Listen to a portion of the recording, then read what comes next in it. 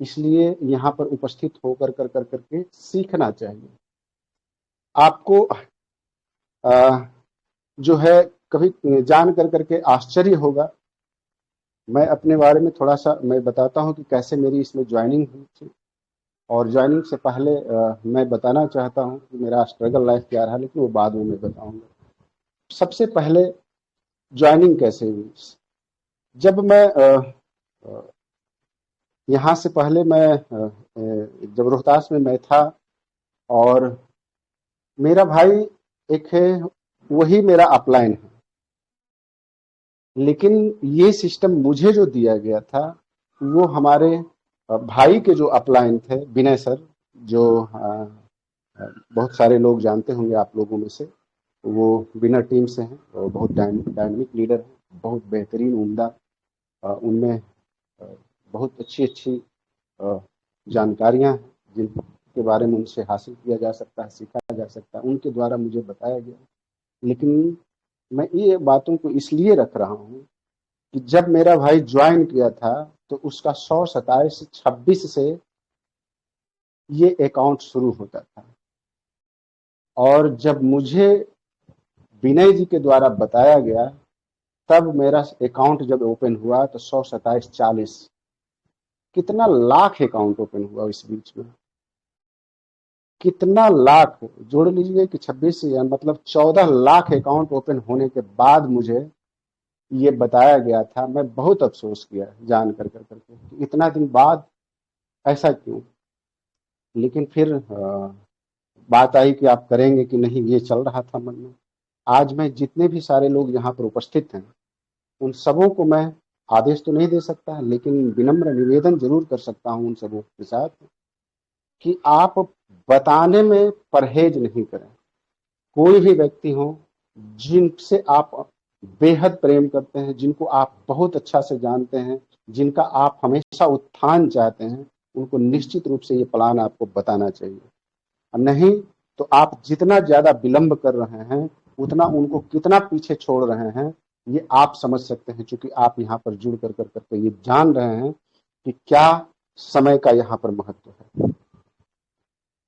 वो हमें विनय सर इसलिए लेट से बताए थे कि वो पहले प्रोडक्ट बेस में थे, और प्रोडक्ट बेस के संदर्भ में वो मुझे पहले एक बार बताए थे कि सर इसमें वर्क किया जाए। लेकिन आप समझ सकते हैं कि जिस प्रकार के जॉब में मैं हूँ, सब इंस्पेक्टर, वो हमारे प्रकृति के विरुद्ध था वो जॉब।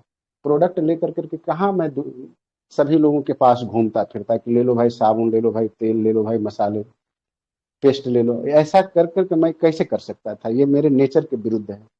लेकिन आज मैं ये वर्क बिल्कुल स्मार्ट तरीके से कहीं भी कर सकता हूँ, ऑफिस में बैठ कर करके। आज ही मैंने अकाउंट ओपन किया है, जो सब इंस्पेक्टर भी हैं और साथ ही साथ बहुत बेहतरीन साइबर क्राइम के एक्सपर्ट भी हैं। उन्होंने इंजीनियरिंग से पश्चिम बंगाल से गोल्ड मेडल भी जीता है।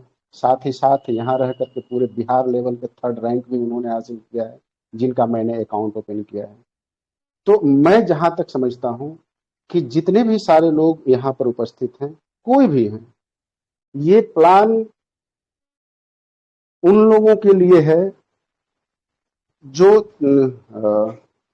ये कहते हैं कि भाई मेरे पास बहुत सारी समस्याएं हैं। हर आदमी के लिए किसे ये प्लान फिट नहीं बैठता है। दिखाने का नजरिया आपका साफ होना चाहिए। आप किस प्रकार से दिखाना चाहते हैं वो आदमी को। अगले आदमी के मनोविज्ञान को आपको पढ़ना पड़ेगा, उसके साइकोलॉजी को पढ़ना पड़ेगा। जिस आदमी के पास जा रहे हैं उस तरह से आपको प्लान सेट करना पड़ेगा। हर जगह ये फिट बैठता है, बशर्ते आप पर डिपेंड करता है कि कैसे आप उसको फिट बैठाते हैं। और ये तब तक नहीं कर पा रहे हैं, जब तक आप ये नहीं कर पा रहे हैं तब तक आपको इस सिस्टम में सीखने की जरूरत है। आकर करके यहाँ सीखना चाहिए। रियल में अपने आप को समय के साथ आप अगर अप टू डेट नहीं होते हैं, समय के साथ आप कदम से कदम मिला कर कर नहीं चलते हैं, तो वही दुर्गति होगी जो महाभारत में किनका हुआ था। आपको महाभारत में जिनका दुर्गति हुआ था, 7 द्वार भेदने के बाद अभिमन्यु की मृत्यु हुई थी। अब कहिएगा कैसे उनकी दुर्गति हुई है? अफसोस की बात है। इस आप इतिहास से सीख सकते हैं। इतिहास में 2 ऐसे उदाहरण भरे पड़े हैं, 2 उदाहरण ऐसे हैं जिनके बारे में आपको जानकारी होगी कि 2 व्यक्ति इस पृथ्वी पर ऐसे पैदा हुए जो गर्भ में ही अपनी जानकारी हासिल की थी। गर्भ में ही वो सीखे थे विद्याओं को। एक उसमें अभिमन्यु थे और एक थे अष्टावक्र, कहोद ऋषि के पुत्र। लेकिन दोनों में आसमान जमीन का अंतर था। एक व्यक्ति जो अभिमन्यु अपने आप को अप टू डेट नहीं कर सके, जिसके चलते उनको मुंह की खानी पड़ी थी। सोचिए कि जिस समय अभिमन्यु गर्भ में सीखे और सीखने के बाद जब वो जवान हुए इस पृथ्वी पर आने के बाद, तब तक उन्होंने 7 द्वार जो इंटर किए थे उससे निकलने की विद्या क्यों नहीं सीखी? कौन रोक रखा था उनको? लेकिन उन्होंने समय के साथ बदलते हुए इस चीज को नहीं ध्यान दिया, अपने आप को अप टू डेट नहीं किया, अपने आप में कोई चेंजिंग नहीं लाया, बदलाव नहीं लाया। लेकिन एक दूसरी कहानी, छोटी सी कहानी है अष्टावक्र की, जिसके बारे में मैं बताना चाहता हूँ। तो अष्टावक्र जो हैं वो कहोद ऋषि के पुत्र थे और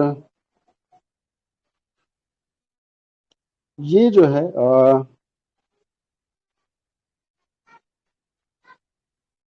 उद्दालक जो कहोद ऋषि जो हैं महर्षि उद्दालक के शिष्य थे।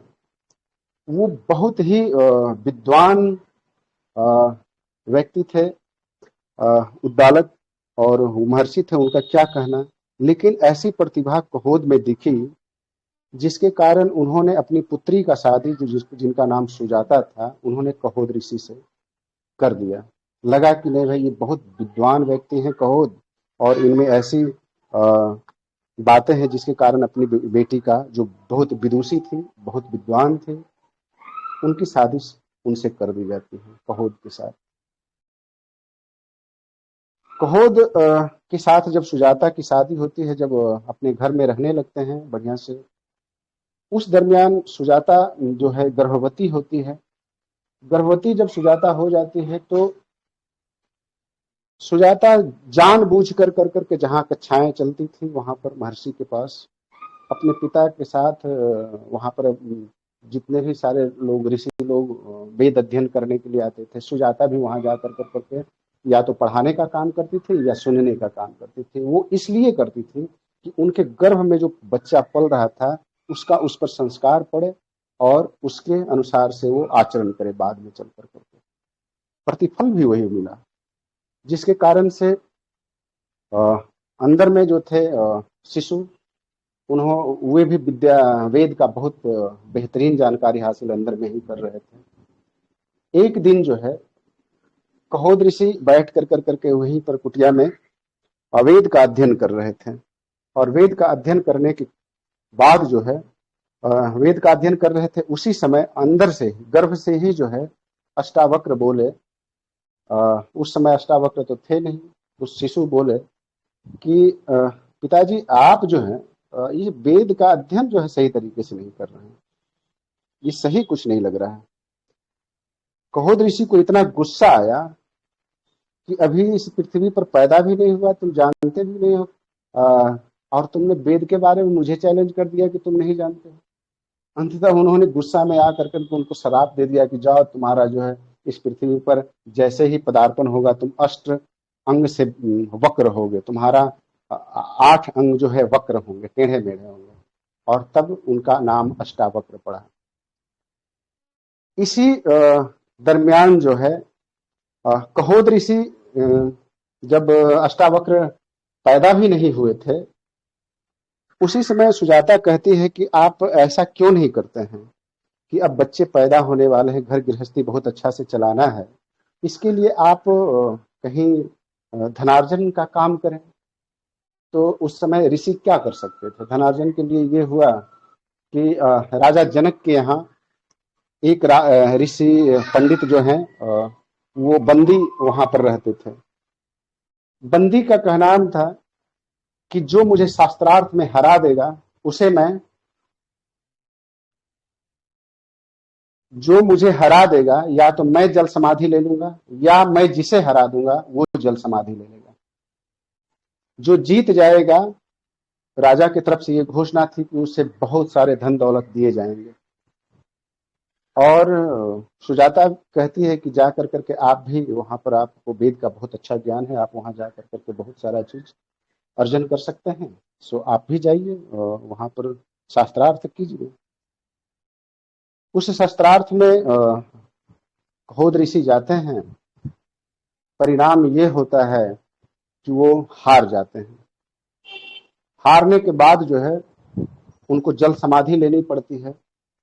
और जब अष्टावक्र पैदा होते हैं तो अपने पिता के बारे में पूछते हैं कि मेरे पिता कहाँ हैं। जब सुजाता बताती है कि आपके पिता के साथ ऐसी ऐसी घटना घटी है, तो 12 वर्ष की उम्र में ही जाकर करके वो अष्टावक्र जी चैलेंज कर देते हैं महर्षि बंदी को कि आप जो है बहुत वेद के बहुत बड़े ज्ञाता हैं, आप बहुत बड़े विद्वान हैं, लेकिन मैं आपसे शास्त्रार्थ करना चाहता हूँ। सभी लोग वहां पर ठहाका लगाकर हंसते हैं और कहते हैं कि ये 12 वर्ष का अबोध बालक जिसे अभी कुछ पता ही नहीं है और वो शास्त्रार्थ करने के लिए मेरे साथ चला आया है। लेकिन फिर भी बच्चे की जिद के कारण जो है शास्त्रार्थ करना पड़ता है। और शास्त्रार्थ का प्रतिफल ये होता है कि बहुत दिनों के चलने के बाद भी जो है महर्षि बंदी को हारना पड़ता है, वो निरुत्तर हो जाते हैं। और निरुत्तर हो जाते हैं तो फिर होता है कि अब तो जल समाधि लेनी पड़ेगी। लेकिन उन्होंने कहा कि आपने जिस तरीके से मेरे पिताजी का जल समाधि कराया और साथ ही न जाने अभी तक हजारों सैकड़ों जो है विद्वानों को आपने जल समाधि लेने पर मजबूर किया, ये आप क्षमा के हकदार तो नहीं हैं, लेकिन मैं आपको क्षमा जीवन दान देता हूं ताकि आपके मन को हमेशा ये लगते रहे, ये टिसते रहे कि आपके साथ जो हुआ वो बिल्कुल ठीक नहीं हुआ। मरना बेहतर है लेकिन ये जिंदा रहना ठीक नहीं है।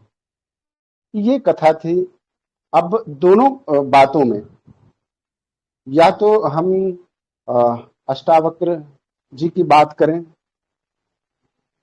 या फिर अभिमन्यु की बात करें, दोनों में कितना अंतर था। एक जो है अपने आप को अप टू डेट कर करके अपने पिता का बदला ले लेते हैं और एक जो है अपने आप को अप टू डेट नहीं करने के कारण जो है अपने आप ही वीरगति को प्राप्त हो जाते हैं। तो निश्चित रूप से हम लोगों को यहाँ पर जो है समय के साथ बदलावों को महसूस करना चाहिए, देखना चाहिए कि हम सही तरीके से क्या कर रहे हैं, नहीं कर रहे हैं। इन सब बातों को महसूस करना चाहिए, देखना चाहिए। लोग ये सब देखते हैं कि मतलब सेफ्टी जोन से बाहर नहीं आना चाहते, बस वहीं पर सीमित कर रहना चाहते हैं। आज मैं करोड़ों की बात कहने जा रहा हूं। आज मैं करोड़ों की बात कहने जा रहा हूं कि आप बहुत ज्यादा धन इकट्ठा कर सकते हैं, बहुत ज्यादा धनार्जन कर सकते हैं। उसका एक उपाय है और बहुत सिंपल सा उपाय है, कर लीजिए, देखिए कैसे होता है। सबसे बड़ी चीज कि आप अभी तक जितने भी सबसे क्लोज मित्र हैं, जो सबसे ज्यादा आप जिसको मानते हैं कि सबसे बढ़िया मित्र है और जिससे मैं सारा कुछ शेयर करता हूं, वो ऐसे 4 मित्रों को आप चयन कीजिए और 4 मित्रों को चयन करके उसका धनों का अनुमान लगाइए कि इसके पास कितने धन हैं। सपोज मानिए कि पहला मित्र है जिसके पास 1 लाख संपत्ति है, दूसरा के पास जो है 2 लाख की संपत्ति, तीसरा के पास 3 लाख और चौथे के पास 4 लाख। इन चारों को मिलाकर करके 10 लाख की संपत्ति अगर होती है तो इसका एवरेज निकालिए, औसत निकालिए इसका। 10 लाख का एवरेज चार्ज से विभक्त करेंगे तो आएगा 2.5 लाख। आप उन सभी मित्रों के साथ रह कर करके 2.5 लाख से ज्यादा अपने जीवन काल में नहीं कमा सकते। तात्पर्य तात्पर्य ये है कि आपके मित्रों पर डिपेंड करता है, आपकी संगति पर डिपेंड करता है कि आप कितना अमीर होंगे। आप देख लीजिए, अभी आपके पास समय है और आपको वैसे मित्रों के बारे में सोचें कि कैसे कैसे मेरे मित्र हैं। बस उतना से ज्यादा के बारे में धन की लालसा मत कीजिएगा। और अगर आपको लगता है कि नहीं, मुझे बहुत ज्यादा आपने अपना लक्ष्य ऊंचा रखा है, तो आपको ऐसे मित्रों को बदलने की जरूरत है। और से बेहतरीन, जिनके पास बहुत सारा ज्यादा धन संपत्ति है, वैसे लोगों से संगति करने की जरूरत है। आप गुरुदेव विजय पंडित सर का आपने बहुत बार कहानी सुना होगा कि वो 7 रुपये वाली चाय, सभी लोगों ने सुनी होगी। हमने भी कई बार विक्ट्री स्कूल में जाकर करके ये 7 रुपये वाली चाय की कहानी मैंने सुनी है। 10 रुपया कमाने वाला 7 रुपये की चाय पीता। वो इसलिए नहीं कि वो चाय बहुत स्वादिष्ट होगी, वो चाय बहुत महंगी थी, या चाय पीने से बहुत रॉयल्टी आती। वो इसलिए नहीं, वो चाय इसलिए महंगी थी कि वो संगति बहुत अच्छे जगह ले जाती थी। तो आज जो है वैसे लोगों की तलाश आपको करनी चाहिए, ताकि बेहतर से बेहतर आप जो है अपने भविष्य के लिए कर सकें, बेहतर से बेहतर धनार्जन अपने परिवार के लिए कर सकते हैं, अपने लक्ष्य की प्राप्ति के लिए कर सकते हैं। लेकिन ये संभव कैसे है? ये संभव तभी है जब ऐसे क्रांतिकारी ग्रुप वाला जो ये मंच है, यहाँ पर आप उपस्थित होकर कर गुरुजनों के संग, यहाँ जो फाउंडर लीडर हैं, यहाँ एक से एक बेहतरीन लीडर हैं, उनके साथ जब आप रहेंगे तो ये संभव है। और ये जो मंच है ना, ये नाग दमयंती की तरह काम करता है। ये जो मंच है नाग दमयंती की तरह काम करता है। ये नाग दमयंती के बारे में आप लोगों ने जाना होगा या सुना होगा। ये नाग दमयंती है क्या? नेमला जब सांप से लड़ता है ना, तो वो अपने बलबूते नहीं लड़ता है, उसमें इच्छा है, फुर्ती है, ये सब चीज है, लेकिन वो जिसके पीछे वो काम करता है ना, वो नाग दमयंती काम करता है। जैसे उसको विष लगता है या उसकी फुफकार के साथ जो है, सांप के फुफकार के चलते वो थोड़ा अपने आप को कम एनर्जेटिक महसूस करने लगता है, तब वो जाकर के नाग दमयंती जड़ी को सूंघता है या फिर अपने आप को उस पर लेटता है, जिसके चलते पुनः रिचार्ज होता है। जस्ट वही काम यहाँ पर होता है। जब हम फील्ड से आते हैं, यहाँ से जब हमको पूर्णतः रिचार्ज कर करके भेजा जाता है फील्ड में जब जाते हैं, तो वहां पर एक से एक जो है सांप नहीं, वहां पर तो सांप है नहीं भाई, वहां तो एनाकोंडा लोग बैठे हुए हैं फील्ड में, उनसे निपटना होता है हम लोग को वैसे एनाकोंडाओं से निपटना है, तो हमको और ज्यादा एनर्जेटिक होने की जरूरत है। और ऐसे एनाकोंडा से निपटने के लिए हमारे सुनील पंडित सर हैं, सुनील पांडे सर हैं, ऐसे ऐसे कितने दिग्गज लीडर हैं हमारे सर, मुकेश वर्णवाल सर हैं, किनका किनका मैं नाम लूं, यहाँ पर एक से एक दिग्गज उपस्थित हैं। वैसे एनाकोंडाओं से निपटने के लिए ये जरूरत है उनकी। और वो क्या करेंगे कि जैसे ही आप रिचार्ज होकर करके आएंगे, यहाँ से जाएंगे, आप नेगेटिव होकर के वहां से फिर भेजेगा, फिर यहाँ से रिचार्ज होकर के आप जाएंगे, फिर वो भेजेगा, फिर यहाँ से रिचार्ज होकर करके जाएंगे, फिर वहां से नेगेटिव होकर के भेजेगा। फिजिक्स के बारे में आपने सुना होगा कि जो 10,000 बार, 1000 बार जिसको एनर्जेटिक किया जाता है, जो पावर जिसमें भर दिया जाता है और फिर वो डिस्चार्ज होता है, पावर के बाद पुनः डिस्चार्ज होता है, फिर डिस्चार्ज होता है, फिर डिस्चार्ज होता है, जब इस प्रोसेस से गुजारा जाता है ना, तो वो उसको बोलते हैं ट्रांसफार्मर। भौतिक विज्ञान में उसे ट्रांसफार्मर कहा जाता है। और ट्रांसफार्मर में कितना करंट होता है ये आप लोग समझते होंगे। ये ट्रांसफार्मर का निर्माण हमारे लीडर करता है, हमारा मंच करता है। और ये मंच जो है, ये मंच से जब आप एनर्जेटिक होकर कर करके जितना बेहतरीन करने के लिए आप जाएंगे ना, क्षेत्र में जैसे ही निकलेंगे, जिस किसी भी आदमी से पड़ेगा, तो जैसे ही आप उसे टच करेंगे ना, उसे झटका लगेगा, उसको लगेगा अरे वाह, इसमें इतनी सारी करंट है, इसमें इतनी सारी विद्याएं हैं, इस सिस्टम के बारे में इतना सारा नॉलेज। और उसके बाद वो आपके पीछे पड़ जाएगा कि सर जी मैं आप ही से ज्वाइन करूंगा, मुझे ही आप ज्वाइन करवाइए, मैं आपके डाउनलाइन से ज्वाइन नहीं करना चाहता, आप जो है आप मुझे ही ज्वाइन करवाइए, आप ही से मैं ज्वाइन करूंगा। सो ये सब कहाँ मिल सकता है? यही मिल सकता है।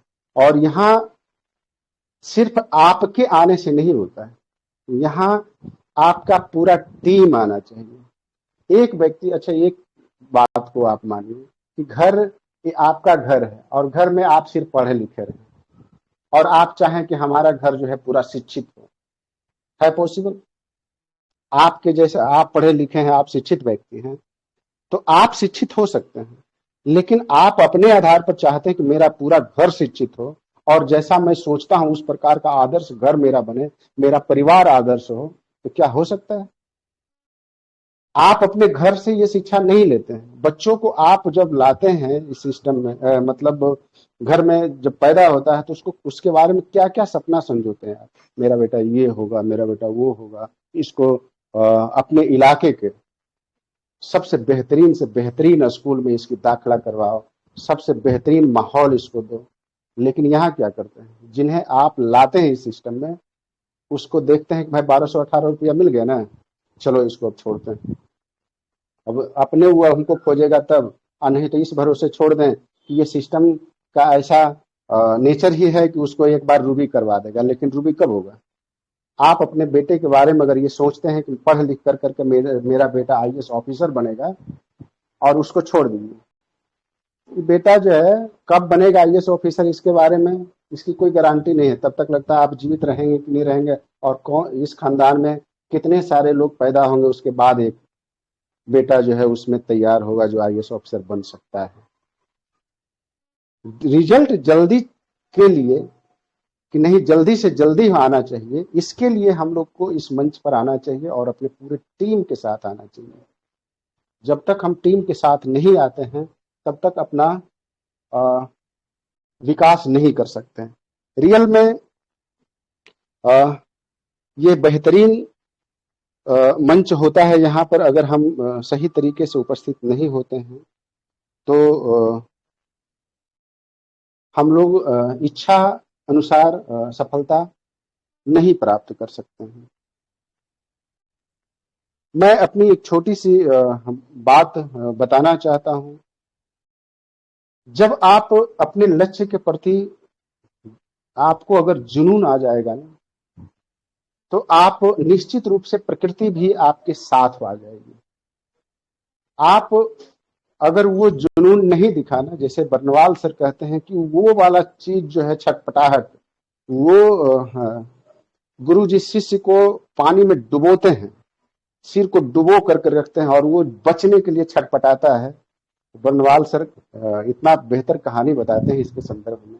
वो छटपटाहट चाहिए, वो बेहतरीन छटपटाहट जो है ना, तभी आप अपने बर्निंग डिजायर को प्राप्त कर सकते हैं। वो धधकती हुई जो तीव्र इच्छा है ना, वो जब तक नहीं आएगी ना, तब तक आप जो है अपने डिजायर को प्राप्त नहीं कर सकते हैं।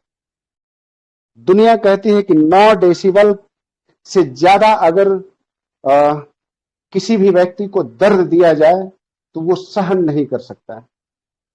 लेकिन एक माँ जो है अपने बच्चे को जन्म देते वक्त 12 डेसिबल तक दर्द सहन करती है। पता है, पूरा विज्ञान फेल हो चुका है कि वो मरती क्यों नहीं है। 12 डेसिबल तक कैसे वो सहन कर लेती है? वो सहन इसलिए कर सकती है क्योंकि उसे बच्चे के पैदा होने से पहले ही माँ के कानों में उसकी किलकारियां गूंजती है, बच्चे के सपने गूंजते हैं उसके कानों में, तब वो दर्द सहन कर सकती है। आज जितने सारे लोग यहाँ पर उपस्थित हैं, बहुत सारे लोगों को लगता है कि ऐसा कैसे हो सकता है, ऐसा कैसे हो सकता है। अरे भाई होता है, नहीं कैसे हो सकता है। बहुत सारे उदाहरण भरे पड़े हैं यहाँ पर, एक से एक जितने भी यहाँ पर प्लेयर भरे पड़े हैं, उन सबों का अलग अलग स्ट्रगल लाइफ है, और वो इन्होंने अपने आप को यहाँ पर साबित किया है। एक थोड़े उदाहरण है, यहाँ पर बहुत सारे उदाहरण भरे पड़े हैं।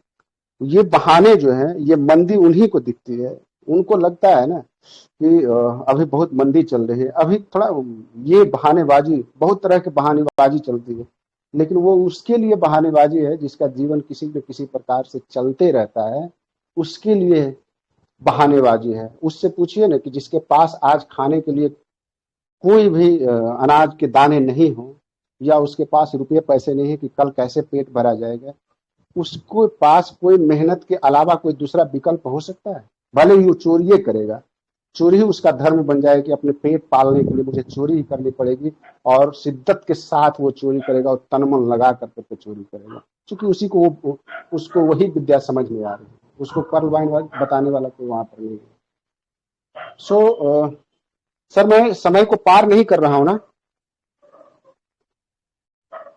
2-3 मिनट अ, और ले सकते हैं सर?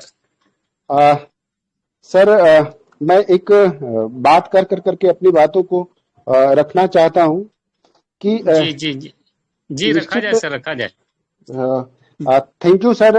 मैं अपनी बातों को अ, आप यहाँ पर इस मंच पर मुझे बुलाए, इसलिए बहुत मुझे अच्छा लगा, और इसके लिए मैं पुनः इस टीम को एक बातों के साथ कहते हुए, एक कोटेशन के साथ कहते हुए, मैं आप सबों का आशीर्वाद लेना चाहूंगा कि दरिया तेरी खैर नहीं, बूंदों ने बगावत कर दी है, नादान समझ इनको, लहरों ने बगावत कर दी है, हम परवाने हैं मौत समा, मरने का है खौफ कहाँ, रे तलवार तुझे झुकना ही होगा, गर्दन ने बगावत कर दी है।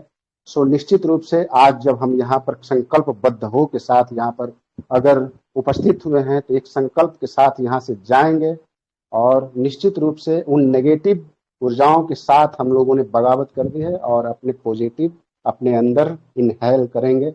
और इन्हीं के साथ मैं झारखंड के इस परम पावन मंच से मैं विदा लेना चाहता हूं, और पुनः मैं उद्घोषक महोदय को इस मंच पर आमंत्रित करता हूं, ताकि आगे का कार्यक्रम आगे बढ़ा सके। सो सर, आए। जी जी गुरुदेव, क्या आपका